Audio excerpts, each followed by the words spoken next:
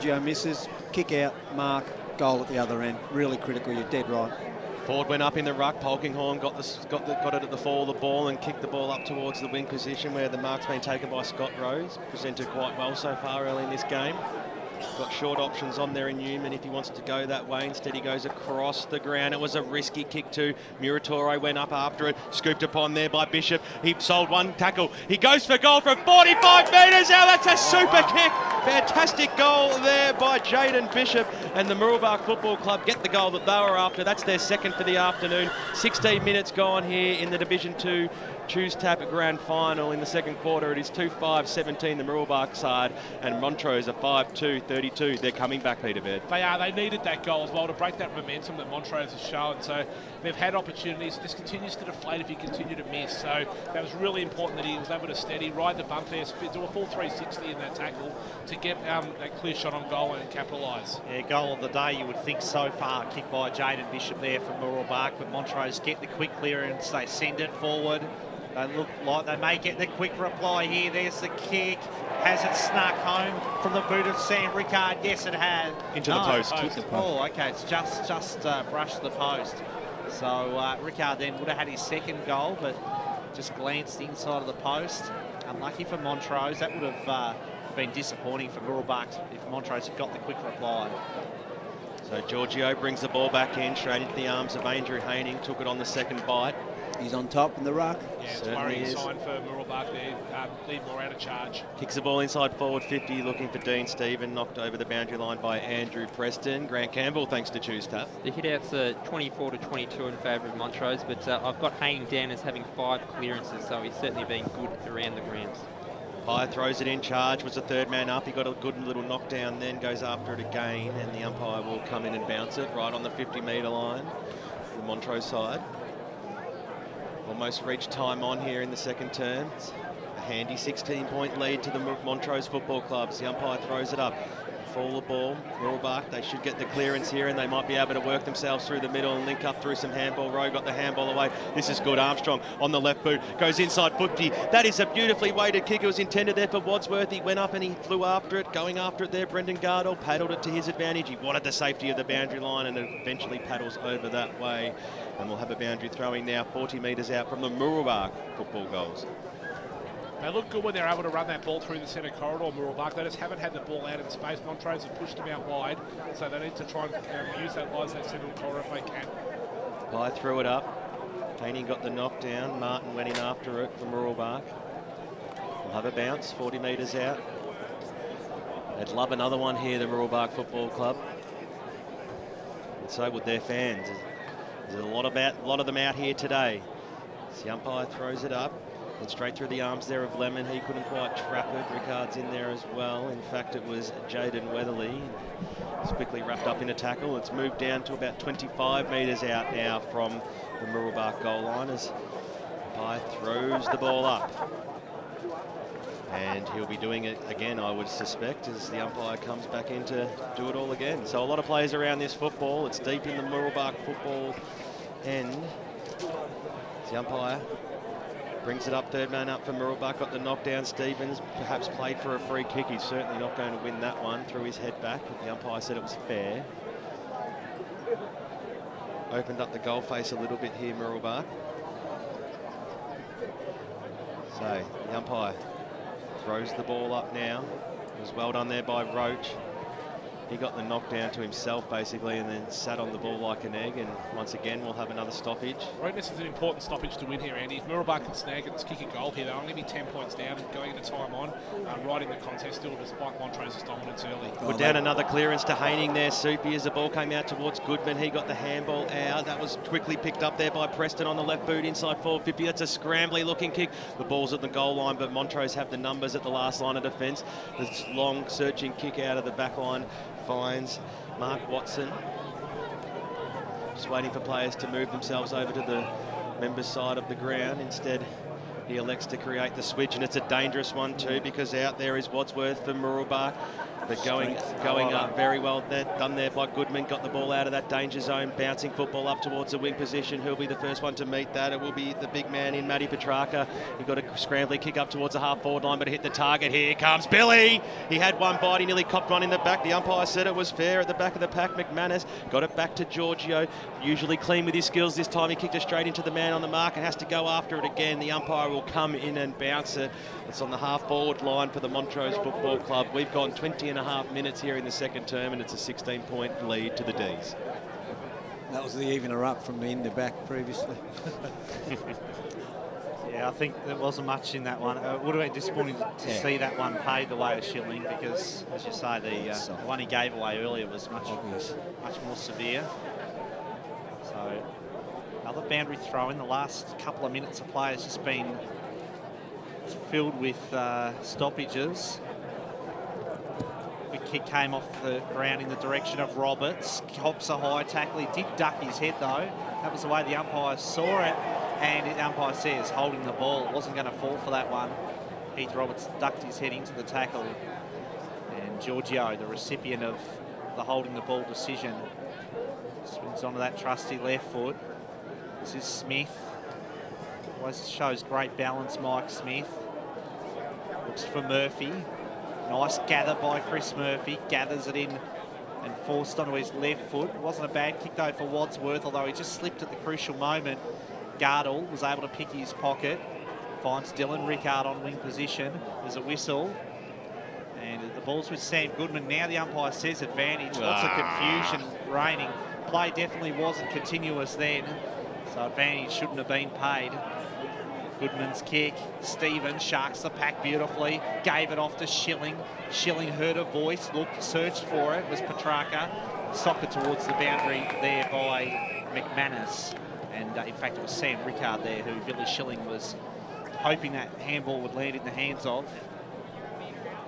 16-point lead to the Demons, 5-3-33. Mooroolbark 2-5-17. Goals hard to come by in this Tues Tap Second Division Grand Final. Charge puts his body over the footy. All wrapped up there by Beninga. Umpire to ball it up once more. Tosses it up. Charge wins the tap down. Sam Goodman, the coach's pet, as we heard from confirmed by Brett Johnson during the week on the huddle, takes the ball to the boundary line. Back into play. Haining was charged, in fact, who judged it better and got a fist, but there's a free kick for a bit of a push out, and it will go to big Andrew Haining. He's a hard man to move, but Charge was able to do it that time, and as a result incurred a free kick. Jai Goodman, sizzling kick inside the forward 50. Bell dodges a would-be tackler, fires at the goal, and that was great footy from David Bell. He got around McManus. McManus threw a despairing hand out to try to curtail him, but David Bell kept his composure and had the finish to kick Montrose's sixth goal of the day. 6-3-39, Mooroolbark 2-5-17, Bendigo Bank scoreboard. He's been really dangerous up forward for Montrose, isn't he? He's very lively, and he's probably one of those players that snuck under the guard of Mooroolbark, but very creative. He's been doing well around stoppages through the middle of the ground as well. Got plenty of drive there and able to drift forward and provide that small option. Ford goes up against Rinaldi. Rinaldi got the knockdown. Johnson somehow got boot to ball, but it didn't go too much towards his team's advantage. But they might get out of it as Smith overran the pill. Kick goes inside forward 50 now for Montrose. Bouncing football. Rickard was there for the D's. Little handball out. Comes towards Rinaldi on the right boot. He slams it towards the goals and he pushes it out of bounds on the full. So fast-paced football out of the middle of the ground here. We've gone 25 minutes almost here in the second term. There's a 22-point lead to Montrose, and a handy one at that. There's a kick now. Finds its way into the back pocket. Now they kick it out towards the Trojan workhorse. Smith over the back of the pack, got a little handle on it. McManus, he was pushed off the football and had a bit of a fresh air shot, and over it goes for a boundary throw-in. 80 metres out from the Montrose goals. Mooroolbark just need to get it out of that area, really, don't they, as forward. Got the knockdown. Johnson got the little handball out towards Stride. They link up through handballs here because they've got players across the half-forward line. They might even go through the middle of the ground. That's a smart option. Here's Beninga on the right boot, kicks it up towards the half-forward line, member's side, and coming out and taking a strong mark, Dylan Rickard. Distance will trouble him from here.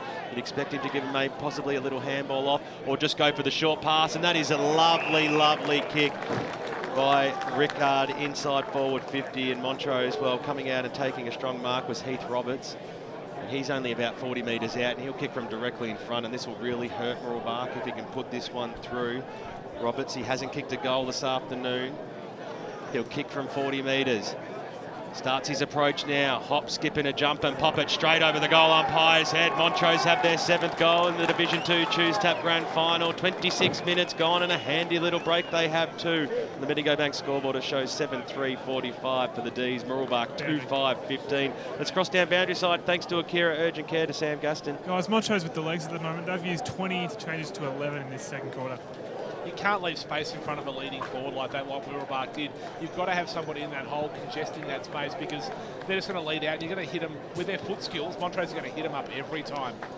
Heath Roberts becomes the 6th goal kicker of the afternoon for Montrose as they get another clearance. Out of the middle they come once again, and Schilling the target, takes possession now, kept his feet pretty well, just fumbled the footy though. Got it out to Roberts. Heath Roberts around the corner, high up and under kick.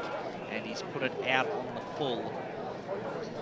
But he does provide a spark when he goes forward, Heath Roberts. He can play at either end of the field. When he goes forward, he just gives that gives a bit of a spark, bit of a contest. Muratori got it to Linford, put him under pressure, and Linford has put it out on the full. The pressure of Mooroolbark is Montrose get on top of Mooroolbark here. And Mooroolbark just a lot cleaner in the way they're prepared to move the ball. Mooroolbark always under pressure and turning the ball over. Yeah, they're just unravelling a bit, Mooroolbark at the moment, under the Montrose pressure. So Brett Johnson, he's a left footer, so this kick from the boundary will favour the side that he's on.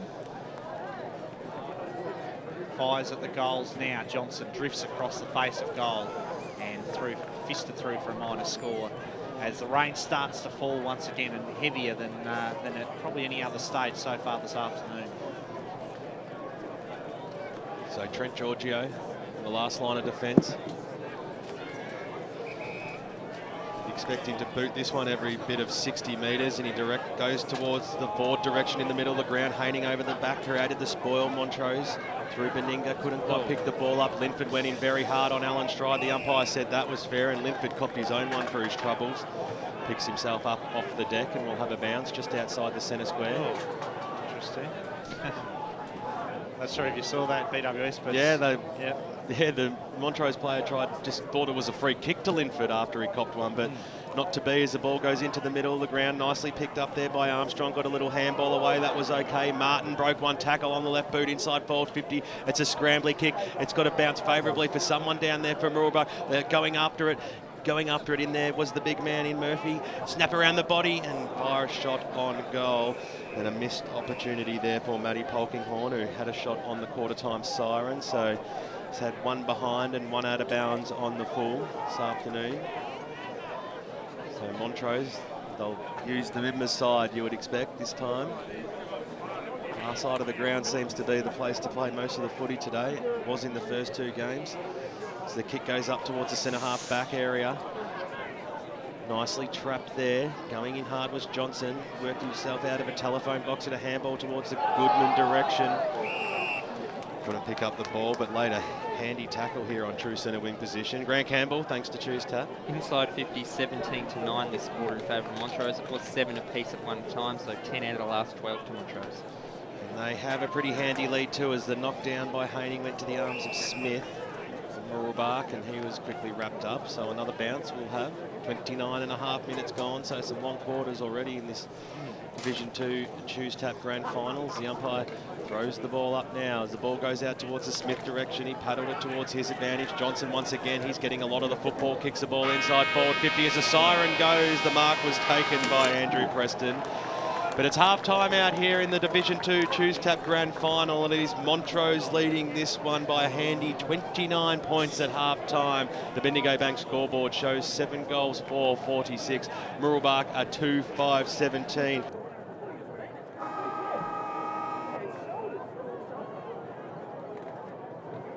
Third quarter gets underway at the Choose Tap Division 2 Grand Final, and it is a 29-point lead in the way of Montrose as we head into the third term. Wadsworth there couldn't quite gather it in. Ball over the boundary line. He had a pretty quiet first half as well. Alex Wadsworth hasn't really had any impact on proceedings thus far. Haining palmed it down straight into the hands of Wadsworth. He looks for Murphy with the kick. Murphy kept his feet well, and that was well played by Chris Murphy. What a cracker. The evergreen veteran, Chris Murphy. He kept his feet. His opponent went to ground. He's got a strong body, as anyone at the game watching the game could attest to. And then Chris Murphy just bent the kick back beautifully and summed up the situation perfectly, showed his experience, and Mooroolbark get off to the best possible start. That's what they needed to do, get the first goal of this third quarter. Starts to give them a bit of belief as well that it's not out of their grasp. If they can kick a goal here at the start of the quarter, which they've done less than a minute on the clock, they can follow it up with another 1 or 2. They're right back in the contest here, and all that hard work that Montrose showed in that first half could be undone. Baldwin lead Vermont by 19 at half-time, and Forest Hill lead Ferntree Gully by 19 during the third quarter, as now Montrose drive the ball forward. Will they get the answer going after it there? Knee at the ball. He needs to pick it up and click his own clever goal. If I can spit it out, and it bounces through for 1 behind. So 1.5 minutes gone, and it's end-to-end football so far. A goal on the board to Mooroolbark and 1 behind to Montrose on the Bendigo Bank scoreboard. The Demons lead 7-5-47. Mooroolbark at 3-5-23. I notice Luke Shivers has limped off again. I would suggest that he won't take any further part in the game. Muratori brings the ball back in. Knee with the fist. Knocked it down. Goodman dishes off the handball. Gets it back now. Sam Goodman's long kick looks good. Off the boot. He's kicked the goal. And Montrose get the quick reply that Mooroolbark could ill afford. Sam Goodman boots his first of the day, and the lead is back out to 5 goals. Montrose 8-5-53.